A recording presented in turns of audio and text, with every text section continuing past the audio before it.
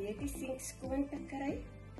Het ek skoonmaakmiddels van bicarbonate of soda. En ek het dishwash. En dan het ek ook suurlemoenskil wat ek 'n ruk gelede ingelê het. Dit is diluted by water. En dan gebruik ek dit. Al 3 die skoonmaakmiddels om die sink skoon te kry. Ek gooi elke keer net 'n bietjie in. Dit is die suurlemoen.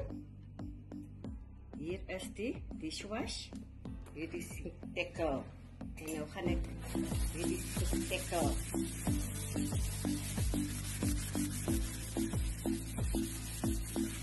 En mens kan sommer sien hoe die vullis afkom. Maar ek sal nie dink dit is vullis, dit is die impak van die water. Die chemikalie wat in die water is. Wat die sink so maak. Ek gaan vereers net die een doen om vir julle te wys, want dit is die proses wat ek wil gebruik om die sink skoon te kry, voordat ek my skottel goed begin was. Ek gaan nog so 'n bietjie van die dishwash insit.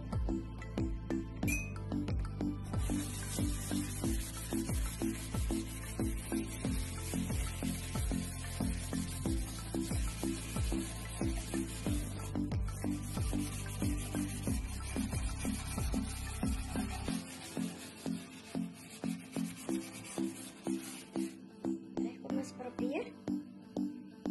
Dan het ek hier 'n sponsie.